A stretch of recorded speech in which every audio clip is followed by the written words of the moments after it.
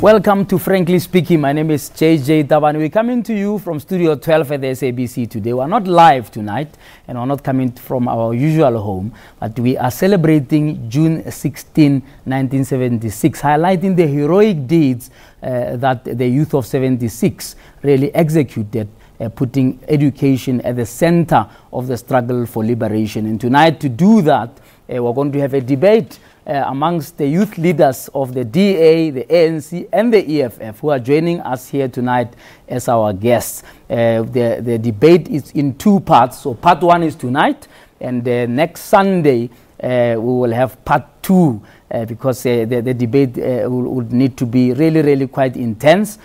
So we decided to give it a whole hour of that discussion. So tonight, a special broadcast to celebrate June 16 with leaders of the DA, the EFF, and the ANC. Let's go straight into it.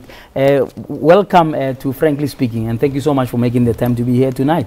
Thank you very much. Look, 1976, we all know how the youth really took the lead in order to place education in particular at the very top of the agenda for the liberation struggle. Just briefly, as your opening remarks, what are you doing now as youth leaders in your particular organizations, right, that you can say to me, we are living that legacy that was left by the youth of 76? Let me start with you, Peter, from the EFF Student Command. No, thank you very much, JJ, for having us too. Well, look, I think there are some of the most important things that we need to draw from the struggle of 1976, right? And one of the most important things that we draw as young people of today is the political consciousness that those young, brave leaders had. You would remember very well that it was rife politically in the country. Many organizations were banned, right? So it had to take political consciousness. People had to be convinced that this is an important thing to partake, right? So you'll flash forward it back, directly to 2015, where we have seen an uprising of young people from the institutions of higher learning, demanding the education to be free. And I think the struggle of 2015 was directly inspired by the 1976 generation, because when we were there on the picket lines, we would time to time be inspired by the likes of Mashinini, your president, the works that they have done. I mean, we draw a lot of things from that particular generation. Is there a particular policy issue, right, that the EFF Student Command can say, this is something that we as EFF, in a sense, can be compared to the policy issue about language? For example, in 76 they were saying we don't want language, Africans, to be a language of instruction. Is there something similar that you can tell me that the EFF Command stands by as part of your youth policy or student policy? Well, I think what is important, that is one thing that is at the center of our politics, right? We speak about the free and quality, well-resourced and decolonized education, right?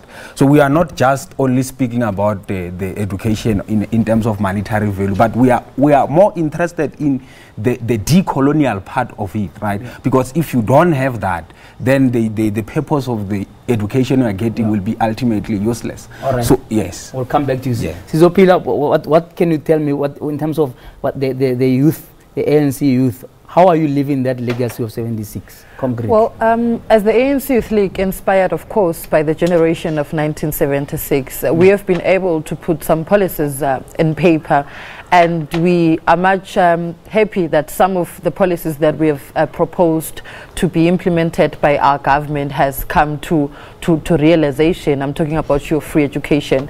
I'm talking about, and on the education side of things, I'm talking about the history being compulsory in schools, because the history that our learners, or the history that we have been told over and again, is not the history that really reflects what has been the history, the painful history of South Africa. That has been, you can find it in the policies of the ANC Youth League. That has been the campaign of the ANC Youth League, together with SABC, and mostly it was pushed by COSAS, because COSAS is then in the school, but it has been a campaign of the Progressive Youth Alliance. Amongst other things is the issue of scrapping the the experience for job entry job levels, to say when you apply to be a receptionist, you are requested a 5-year job experience. I mean, it does not work, because when you've got that qualification of yours, you need to just go to, I mean, you don't need a 5 years to be a receptionist, to answer a phone, to write down notes. We'll come to the detail of that, but in summary, you believe that the ANC takes you seriously in as far as shaping youth policy is concerned, briefly? I believe so. All right. And then from the DA youth, Luyolo, how does the DA live this legacy of 76 in terms of how do you express it as a youth of the DA? Thank you, JJ, for having me. I think one of the things that we are able to do is to draw a lot of lessons from the youth of 1976. And one of those lessons that we draw is the idea around space and what space means for young people in this country today. Do we have spaces in which we sit at the table of decision making where we are able to actually contribute to the decisions that are being made? And are those spaces meaningful? And I think that is where we find ourselves today in 2018, where we're saying, do we have space as young people in this country? What is the issue that the DA youth can be known for, as distinct from all the other policies that other youth organizations may be pursuing? Now, the biggest crisis we're facing in this country is young people's youth unemployment. 3.3 million young people are unemployed in this country who have nothing to do on a Monday, Tuesday, Wednesday. They're sitting at home. We have a campaign around that. So there are issues that the DA youth is driving to say, how do we bring the private sector and government, as well as young people, to the same table to have a conversation about youth unemployment and to say, we need a solution. We need, if need be, let the president address us once a month and tell us what is he doing about youth unemployment.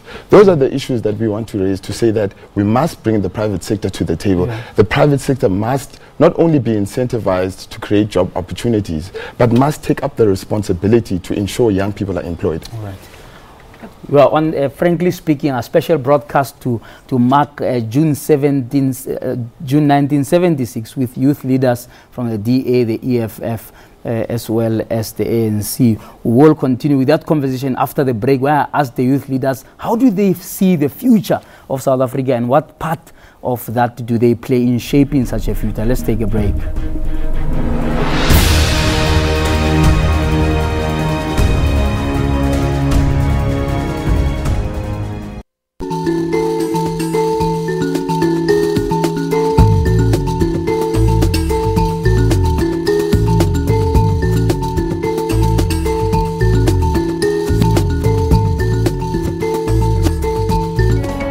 SABC News celebrates Youth Month. SABC News can reveal just how easy it is to buy explosives used in these robberies. The very worrying factor is that very few arrests have been made. Uma bazizinto ngami engingazazi mina ngazi izinto ngabo abanye abazaziyo bona ukuthi zinjani. Angifuni bazenze bahle ngegama lami. Siya Kolisi comes out, skipper number 61 for South Africa, the first black South African captain.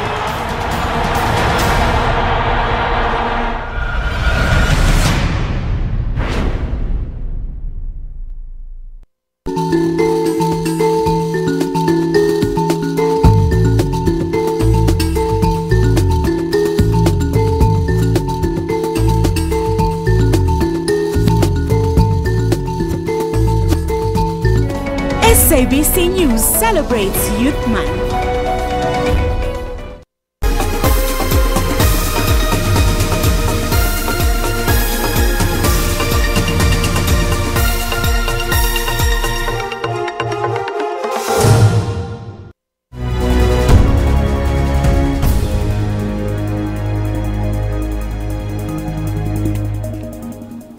Welcome back to Frankly Speaking. My name is JJ Tabane. Tonight we are not live, but you can follow our show on hashtag Frankly Speaking. You can tweet us at JJ Tabane at SABC News Online. We're talking to the leaders of the EFF, ANC and DA about the future of South Africa. Starting with the EFF, how do you envisage the future of South Africa, right? And what, in your view, what part are you playing as the youth right, of the EFF to shape such a future? In summary, how do you see this country progressing going forward, taking from the youth of 76 going into the future? Well, I think what is most important is that we must encourage young people to participate in the democratic process of voting. That is number one, because there is no brighter future that is just going to come from the sky, right? There must be a vehicle driving such future, and that vehicle, obviously, the platform was created. We go to polls, we vote for a progressive movement, right? That will then take this country forward. I'll give you an example to say, well, what are we going to do with the youth? I mean, the youth of the young people are more in this country. So our manifesto, our ideological position must be centered around young people, right? So in a nutshell, you ought to take government. The government must be not sissies, not nincampooms who claim to run the country, but they are not. Right, you need solid policy position in place. I will give you an example with this very same decolonized education we talk about, right? The free decolonized education we talk about, right? So that, you know, what kind of impact does it have to a brighter future, right? Because you can't say history is being you know, introduced in a primary level. What kind of history is that, right? But you welcome the introduction of history as a compulsory subject. This is what we reject. This is what we reject. We want a complete decolonized education. Yeah. You are bringing a history in a colonized society, in a colonized system, and you can't claim that. How else would you do that? Because the issue is that the first step was to say it must be compulsory. The next step will be, what are you being taught? So the curriculum is the next struggle. So that is that. The history is for us to be conscious and to understand our country very well. We don't need to study history. Right. Let me bring it there. Let me bring the ANC. It's not just about history. This is what I'm trying to highlight. All right. Do you agree with him in there? I mean, surely it's a good step forward to have history as a compulsory subject? Yeah, it is a very good step towards the right direction. I mean, Rome was not built in one day. Even the democratic breakthrough, it did not just happen in one day. So this is the first step, to say let history be compulsory in schools. And amongst other things that the ANC Youth League speaks about is the future is young and black. The future of South Africa is young and black, and we do not apologize for that. And we want to deal away with hypocrisy coming from other organizations like your DA. You can't speak about youth and employment, can't speak about youth saying they are unemployed, but you are hiring an old, unqualified, white chief of staff in a certain municipality. It just doesn't work like that. Amongst other things, is to deal about old. I mean, you yourself have complained that the current cabinet is so old. You guys were people who would be considered young have been excluded from it. So wouldn't you say that hypocrisy cuts both ways as well? Because your own president has not appointed young people into his cabinet. Well, in a situation, a political situation that has been happening since your Nasrec conference, there's a lot of things that have been happening. So some of the things are giving them space towards 2019. That should say after elections, the country will not be compromised. The country can only be compromised by people who run away from discussions in parliament. The country can only be compromised by people who do not want to listen in parliament, by the people who want. The country can only be compromised by people who do not want to listen to the policy when they are tabled in parliament. So that is all right. I'll give you a chance to go. Just briefly, what is the one thing that stands out that you think the Youth League can contribute to the future of South Africa? One thing that the Youth League can contribute to the youth of South Africa, firstly, is to decolonize the minds of young South Africans. Amongst other things, is to take over all sorts of leadership.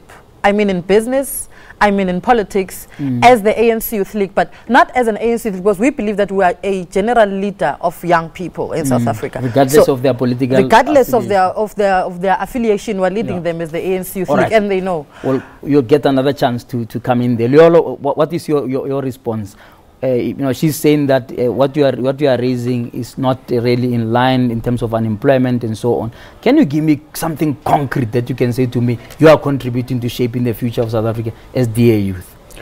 Thank you, JJ. I think first of all, I want to correct Usiswam to say that the future is young, but it also includes all South Africans.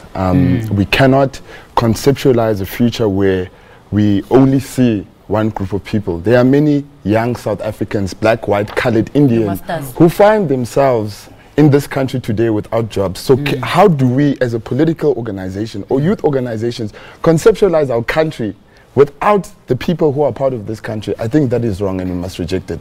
But to come to the point on what is the DA youth speaking on youth unemployment, I take you back to 2012 when we spoke about the youth wage subsidy, where we were saying that the private sector needs to ensure that there are job opportunities that young people are able to get.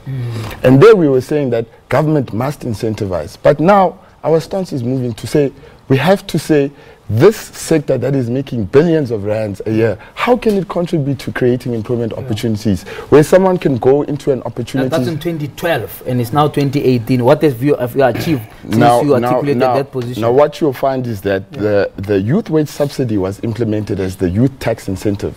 But the rollout of that particular policy has not met young people on the ground. So what do we now need to do is to say that instead of saying, here are our differences ideologically, how do we come together to say we must ensure, because we all agree on the stage that youth unemployment is a crisis. But the government just launched what is called the YES program. Do you agree with it? Is that the way to go? I think it's a good step. It's a good way forward, but it's not enough. The objectives that the program is trying to do are not adequately dealing with the realities. So you seem to be in agreement. Do you think the YES program doesn't take us? We reject. Tell me more. Vehemently. You know, this is why we must reject YES, because it is just an illusion that is being created towards elections. This is what we have always experienced prior election. I will give you an example, JJ, right? Ordinarily, government officials, they respond to the voters. That is number one. Young people, they don't vote. I want to bring something very interesting. Young people, they don't vote. I want to show you even how this year is going to be irrelevant. Young people, they don't vote. They don't vote regardless of you having been in the This is election why they don't vote. This is why they don't vote. It's precisely because of this, yes, that are coming by Ramaphosa lying to our people. And as a result, they go vote or they don't. Then the next thing, they are demoralized to say, but why do we keep on voting, but the work doesn't come?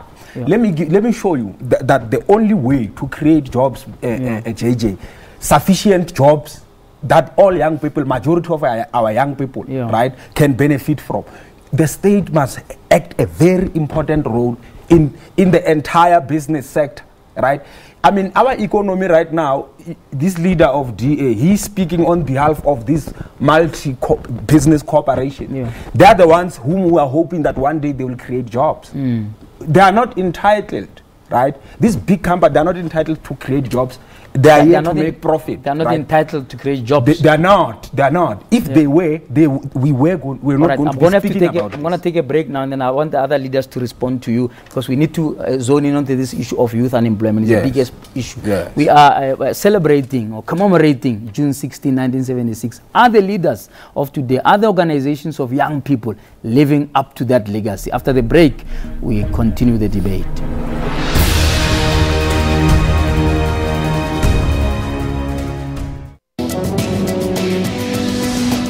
So TB continues to be the top infectious killer worldwide, claiming 4,500 lives a day.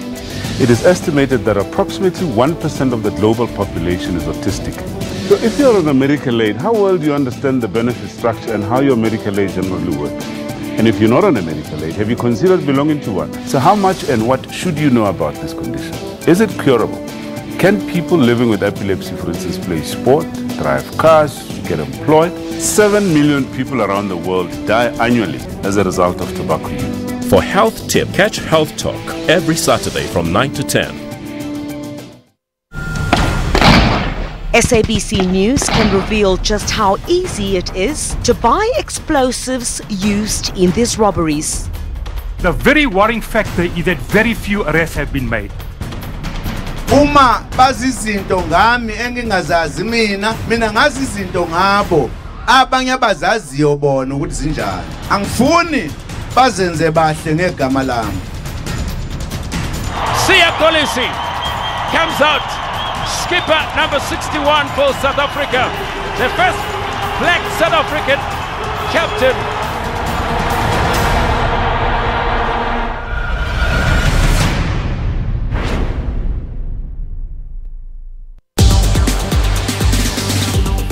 Robots, automation and artificial intelligence are becoming an increasingly important part of our lives. We love the term disruptive technologies. Parents and caregivers are taking part in Facebook. On Network, we give you Africa's technology and social media news. My favorite piece of technology is the microwave. The reason why I can't live without my cell phone is because I do everything on my cell phone. For all your technology news, catch Network with Spumelele Zondi on Saturdays at 8:30 p.m.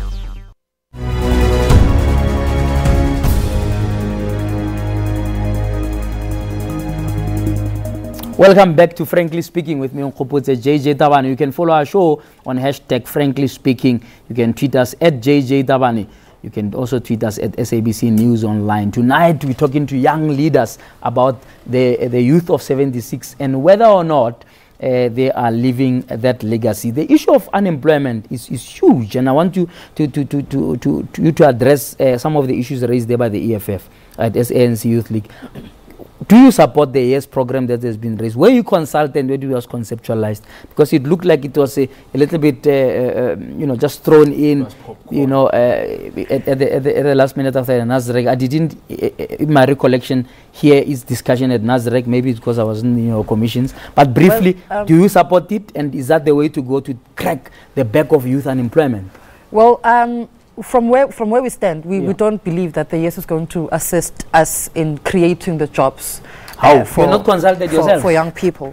Now, as the ANC Youth League, you'll remember the ANC Youth League of Peter Mokaba, very unapologetic. Yeah. So we are not about to be apologetic about some of the things, because the YES program does not seek to talk to the young unemployed people from the villages, a young unemployed person from deep rural areas in Limpopo. It doesn't speak to what is needed out there, amongst other things. Part of the problems that we're facing of unemployment, I've spoken to the issue of experience, and you are seated with a lot of unemployed graduates that cannot be able to find jobs. Amongst other things that are crippling us is that you find that they in the public sector, mostly in government, you find that a lot of people that are there are unqualified people, a lot of people that are there. But before you go further, I'm worried if you are saying this is your ruling party, right? You are the youth league of the ruling party. Are you saying to me, right, that the ruling party did not consult you to launch such a massive thing? The only thing I can say, the only thing I can say, JJ, is that we still need to engage the ANC leadership. We still need to engage the ANC on the issue. Now, when a program is launched, it's not an end of it. It can still be withdrawn. It can still be withdrawn. When a program is launched, it can still be withdrawn. When the ANC Youth League comes and say, we're meeting the leadership of the ANC, because another thing that we are crying for is that we as young people do not find ourselves in spaces of decision making. Now that is part of the problem. It's problematic, but you're in the NEC. That is part of that's a big space for decision making. It is a big space of decision making, but now the problem is that you need to understand when you're in the NEC of the Youth League, it's not like you're in the NEC of the ANC. It varies according to its level and its protocol. Right, I'll come back to you, because I need you to zone into why should youth in the country vote for the ANC, right? If that ANC won't listen to its own young people, right? We'll come to that later on. You are in charge of metros, several metros, big budget and so on. What can you tell me, right, that your party has done for young people using that muscle of having such big budgets as that of Cape Town, Joburg, Tshwane, PE? Thank you, JJ. I think what I can say is that if you look at the city of Johannesburg, for example, as a young person who might come from Soweto, wherever you come from, you are able to go to an opportunity center and be able to get a skills development, whether in bricklaying, plumbing, and from there be able to get an opportunity within an entity. So these are some of the things that we need to be looking at. We pulled the plug on something called Josie at Work, which was giving opportunities. Josie at Work was an ATM of the ANC. It was not there to deal with unemployment in this country. Remember, there's 10 million people who are unemployed, and 3.3 of those are young people. So what I'm saying is that when we look at projects, we must not see government as the driver of jobs, but to create the environment. And therefore, that's why I'm saying the opportunity centers that are within the opportunity centers that were opened just a month ago, where the opportunity centers were opened. How many young people? Well, I mean, you go into these opportunity centers. It was just launched, so we'll have to see, based on what the program can deliver, how much has taken place. But if you go to the Western Cape, there's youth cafes across the Western Cape where young people are able to go. But there you've been in charge for a long time. How many young people got jobs through such initiatives?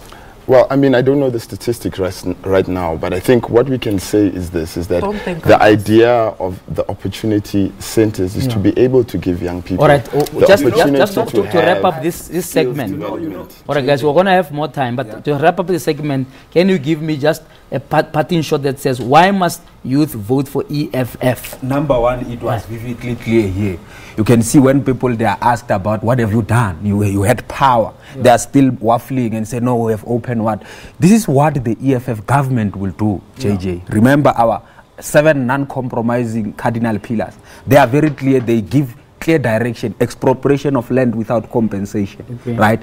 It's topping the priority. Once we have our land back, JJ, there will be no discussion that we are going to have to say people are unemployed, right? Let me show you. And obviously, as a president of the student command, we ought to always provide some intellectual meat into the whole thing, right? We'll come to the detail of I want you guys to debate a little bit about land in the second segment. But I just want brief comment to wrap up this today's segment.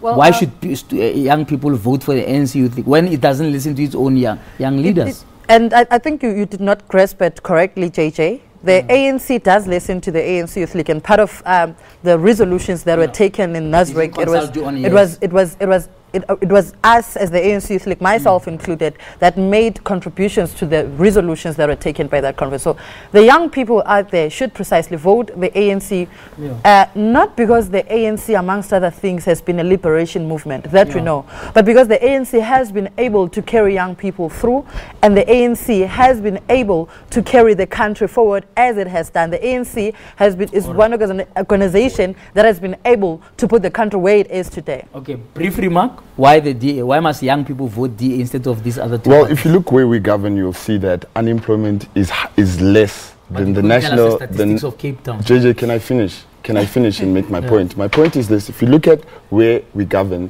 the unemployment rate is less than the national unemployment rate of this country. I don't know that because you can't give me the statistics. Now, what I'm trying to say to you is that our policy offers are clear. We're saying that we need free education for those that deserve it and that need it. We need to ensure that we use local government, provincial government, even national government to create opportunities and the environment for jobs to be created. And we've already advanced issues like the youth wage subsidy, opportunity centers. I have not heard any points here of actual, tangible solutions that these parties have provided to help youth. We'll have more time. There are none.